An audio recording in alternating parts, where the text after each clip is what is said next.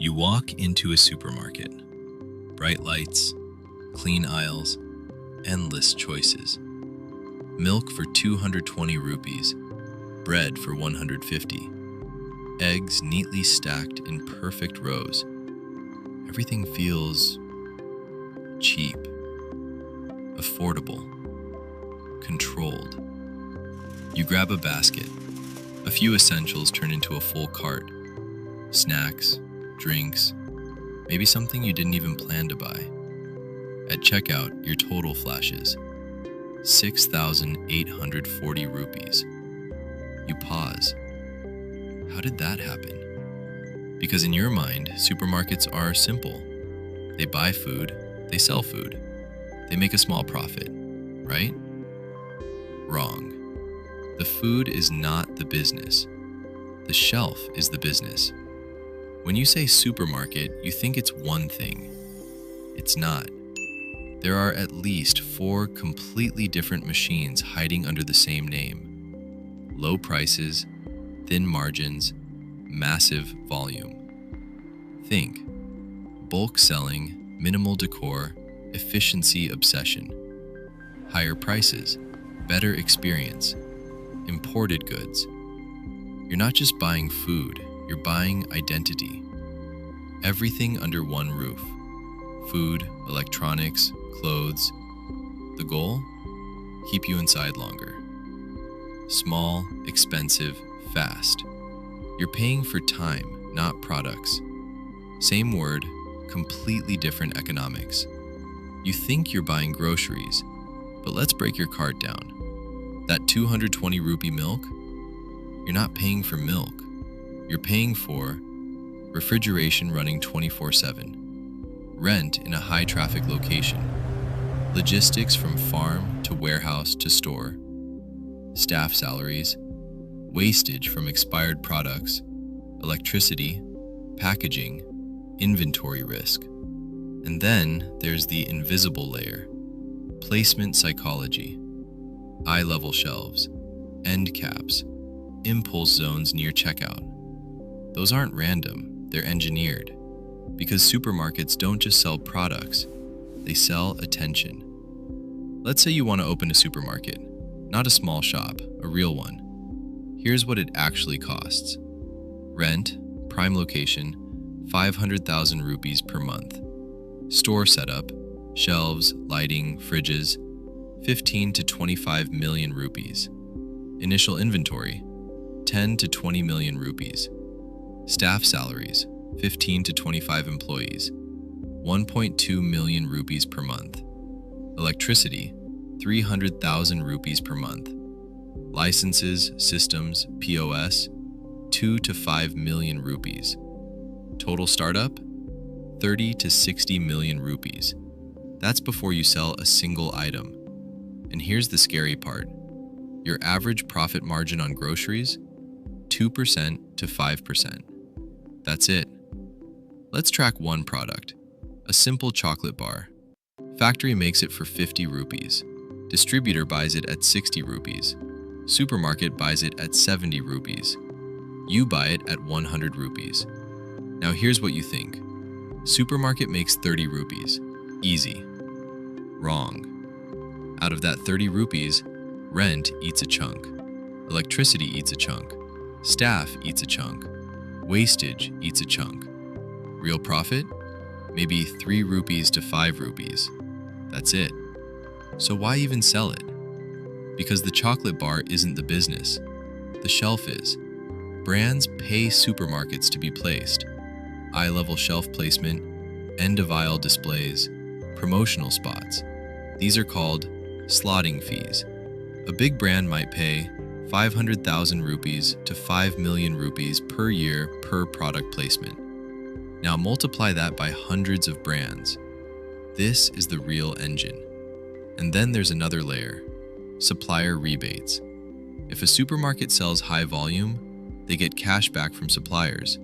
So the more you buy, the more they earn, even if margins look small. This is called everything looks cheap, but scale prints money. This business is brutal. Products expire, theft happens, demand fluctuates. A bad location? You're dead. Too much inventory? Loss. Too little? Customers leave. And competition? Relentless. Price wars destroy margins overnight. One discount campaign can wipe profits for weeks. Everything is fragile. One thing decides if a supermarket wins or dies. Location. Not size, not branding, not even pricing.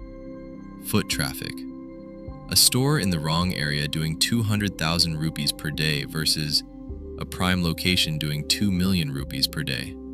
Same business, 10 times difference. Why? Because supermarkets are not demand creators.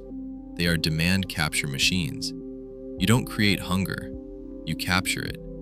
Let's run a real scenario. A mid-sized supermarket, daily sales 1,200,000 rupees, monthly sales 36 million rupees. Average margin 4%. Gross profit 1.44 million rupees per month. Expenses: rent 500,000 rupees. Salaries 1.2 million rupees. Electricity 300,000 rupees. MISC 200,000 rupees. Total expenses 2.2 million rupees. Wait, that's a loss. So how do they survive? Add slotting fees 800,000 rupees. Supplier rebates 600,000 rupees. Now, total income equals 2.84 million rupees. Net profit equals 640,000 rupees per month. That's the real machine. Not groceries, not milk, not bread. The system behind it. So next time you walk into a supermarket and you see neatly arranged shelves, perfect product placement, endless discounts, remember this. You're not just buying food. You're walking through a marketplace where every inch of space is monetized. A supermarket isn't a food business. It's a high-volume shelf space marketplace where brands pay to be seen and customers fund the illusion of cheapness. Even after all this, supermarkets still dominate. Why? Because of one word: habit. People don't want to think. They don't want to compare 10 different shops. They want convenience. One place, everything available, fast, predictable. And supermarkets designed for that. Same layout, same product placement, same walking pattern. So your brain stops working and starts repeating. That's power. Let's go deeper. Supermarkets don't just sell products, they design behavior. Ever noticed? Milk is always at the back. Why? So you walk through the entire store. More walking equals more exposure. More exposure equals more buying. Then there's big carts. You don't need that much space, but empty space feels wrong, so you fill it. Slow music makes you walk slower. You spend more time, and time equals money. Even colors matter.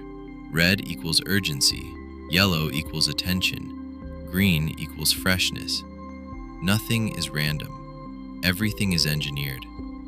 Now you might think online grocery will kill supermarkets. But here's the twist. Online has a problem. Delivery cost, last mile logistics, return issues, lower impulse buying. In a supermarket, you walk, you pick, you pay. No delivery cost, no waiting, and most importantly, you buy more than you planned. That's why even today, physical supermarkets are still insanely powerful. Now you might think online grocery will kill supermarkets. But here's the twist. Online has a problem. Delivery cost, last mile logistics, return issues, lower impulse buying. In a supermarket, you walk, you pick, you pay. No delivery cost, no waiting, and most importantly, you buy more than you planned. That's why even today, physical supermarkets are still insanely powerful. Let's talk about discounts. Buy one, get one, 20% off, limited time deal. Looks amazing, right? But here's the truth. Most discounts are pre-calculated. Prices are increased first, then reduced, or suppliers fund the discount, or profit is recovered somewhere else. Sometimes discounts don't reduce spending, they increase it. You come to save money, you end up spending more. Now think about your local Kirana store. Why can't they compete? Simple. They don't have volume, supplier power, shelf monetization.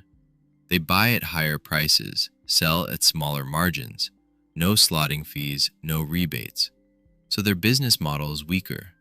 That's why slowly, big chains replace small stores. So when you walk into a supermarket, you're not just a customer, you're part of a system. A system where brands fight for space, stores fight for volume, and you think you're saving money, but in reality, you're participating in a perfectly designed machine. A machine built on scale, psychology, and illusion. A supermarket isn't just a place to buy food. It's a battlefield of brands, a psychology lab for consumers, and a high-volume money machine hiding behind the illusion of cheap prices. So next time, you walk into a supermarket, don't just grab a cart and start picking things. Pause. Look around. Everything you see is placed there for a reason. That product at eye level, paid for. That limited time discount, engineered. That long walk to basic items, designed. You think you're in control, but most of your decisions were already made for you. And here's the real twist. Supermarkets don't just understand what you buy, they understand how you think. They study behavior, patterns, movement, timing. They know when you slow down, when you hesitate, when you impulse buy. And the more you shop, the better the system gets. Smarter layouts, better traps, stronger psychology. So the question isn't, why are things so expensive? The real question is, how much of what you buy do you actually choose? Because in this system, choice feels free, but it's guided, subtle, invisible. And that's why you walk in for milk and walk out with a full cart. Option 1. A supermarket doesn't just sell products, it sells decisions you didn't realize you made. Option 2. You don't just shop in a supermarket, the supermarket shops your behavior. Option 3. It's not a store, it's a system, and you're inside it. And maybe that's not a bad thing. Convenience has a price, speed has a cost, and comfort often hides complexity. The real power isn't in avoiding supermarkets, it's in understanding them. Because once you see the system, you shop differently, you think differently, you choose differently. So the next time you walk into a supermarket, you won't just see shelves, you'll see strategy, you'll see psychology, you'll see a system working silently in the background. And that doesn't mean you stop shopping, it just means you start seeing. Because once you understand how the game works, you don't get controlled by it. You move through it differently, smarter, more aware. If this video changed the way you look at something as simple as grocery shopping, then it did its job.